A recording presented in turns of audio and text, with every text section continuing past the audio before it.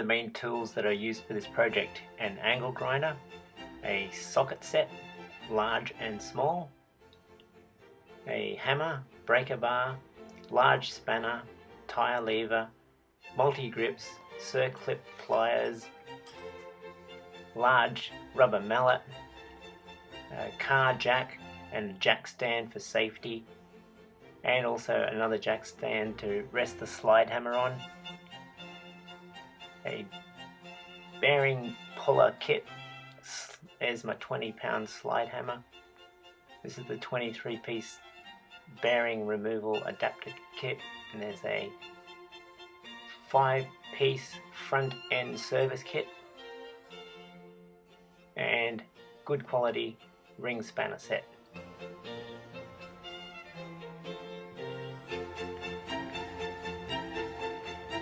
So as you can see, there's a lot of tools needed to do this project.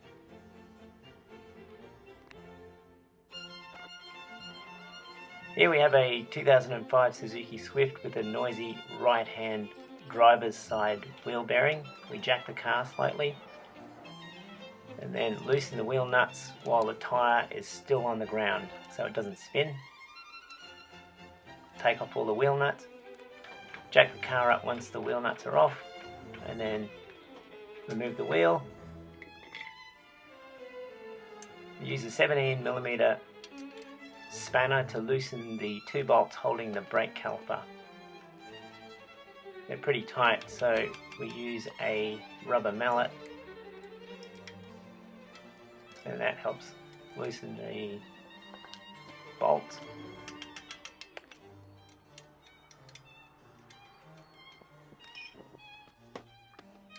Here I used an air ratchet to save time, but a normal socket will work. I mainly wanted to use this air ratchet because I bought it cheaply at the flea market for $3.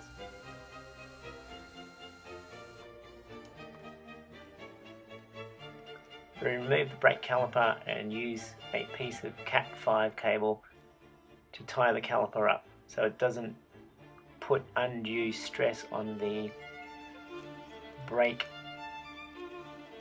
hose. You could use string or wire or rope. So we use a screwdriver or chisel to bang out the notch that holds the main nut. Grab a 30mm socket with a tire lever. I'd loosened this before while the brake was attached, so somebody was standing on the brake. If you loosen it while it's in gear, it may not be good for the gearbox. We go to the ABS sensor and remove the nut. Now this nut fits exactly into the screw hole in the brake disc. There's 2 screw holes. So you wind it in and the whole disc comes off. Now we attach our Toledo front hub puller. We use the original wheel nuts, 2 of them. Bolt this on securely because we're going to be using this to hammer the spindle out. You tighten the nuts.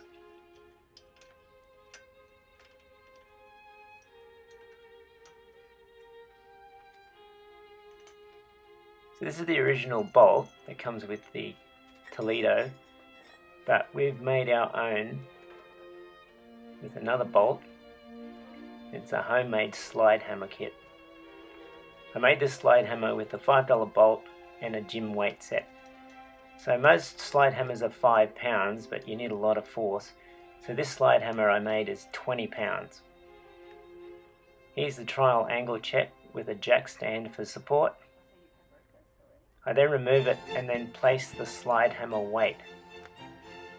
There it is, it's on, and then we put the original nut back on. This is to reduce the stress on the hub tool.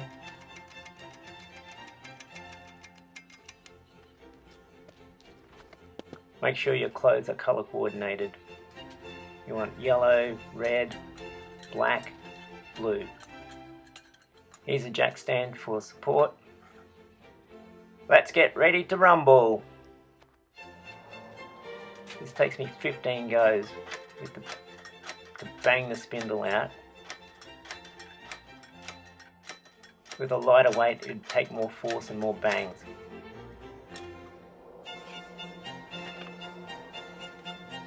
slide hammer cost me $5 plus an old gym weight and spare parts lying around, so I think I got a lot of bang for my buck. Here you can see my balls exposed. This shows the spindle removed. And then we grab a tie rod separator kit. We undo the nut under the tie rod.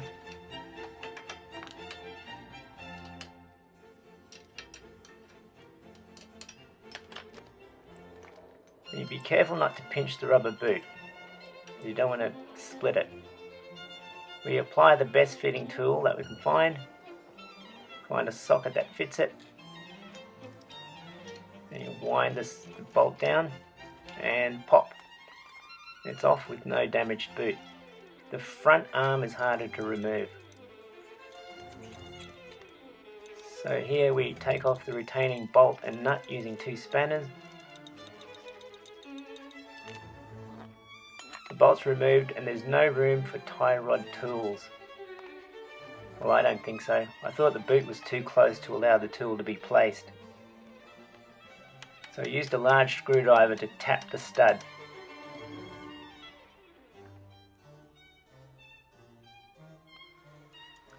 Here I use a breaker bar and undo the 2 bolts and nuts that connect the hub to the suspension.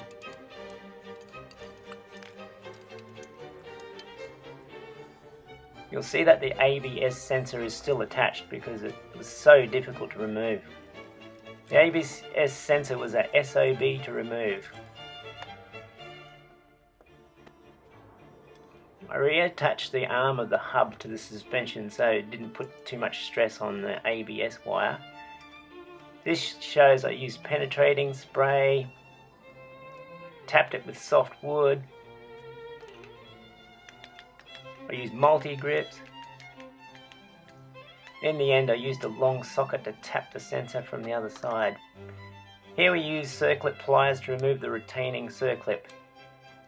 That's of the bearing. We work out which parts are needed to remove the rest of the bearing using our bearing puller kit. On the ABS side, this part has to sit right inside. On the wheel side, this large ring sits around the outer edge.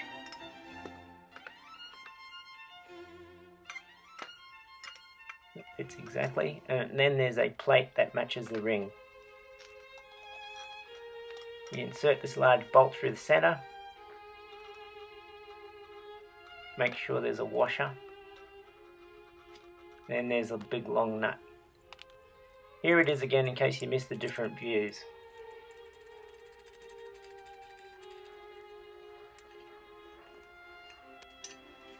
So much force was needed that I used a bench vise to attach the big long nut. And here a tire lever is used to turn the bolt head. The long bolt's held in by the vise. So much force is used that it's starting to rip the vise out of the workbench. This is a great workout if you mix it with a good healthy diet.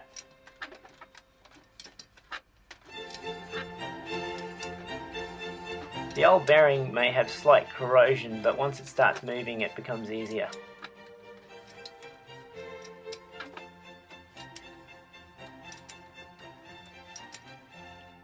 Here are the cracks in my workbench after bearing removal. Hub and bearing are finally separated. There it is.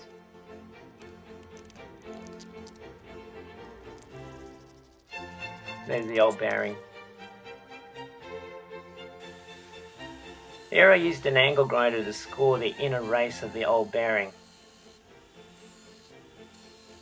Be careful not to take it right through to the spindle. So I did order a bearing splitter separator tool, but that didn't arrive in time. Here I work out which adapter to use to insert the new bearing. On the ABS side, the plate fits into the recess. On the wheel side, that's the bearing insertion side, the plate fits the bearing exactly. I use the old bearing to size it up while the new one sits in the freezer. We lubricate the hub with a bit of grease. I use some bearing grease and some penetrine spray to lubricate it. We find the bearing next to the bread and the frozen chicken. One side of the bearing is marked ABS side, so you put that in first. Place the bearing into the hub and assemble the prepared parts. Back to the workbench and wind the bearing in.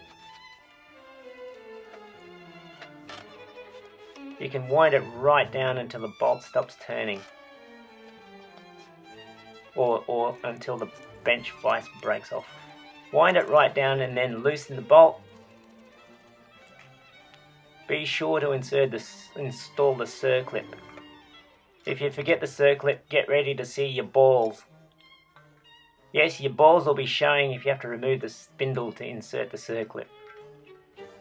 Replace the spindle after placing some grease. This plate fits right over the outer edge of the spindle center.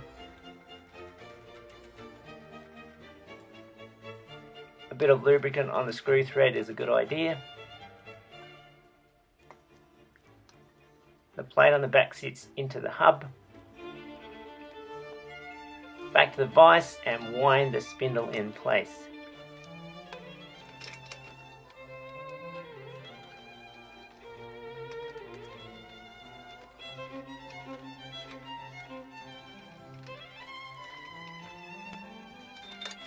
The spindle's wound right down and the tool's removed.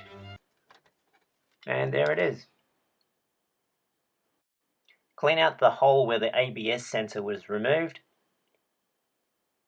This shows the marks from the multi-grips as the sensor was turned because it was so tight. Remember the ABS sensor bolt that's still in the brake disc, so you take it out of there and then reinstall it on the ABS sensor. There it is there. Reinstall all parts, put the wheel back on and road test the car. Thanks for watching.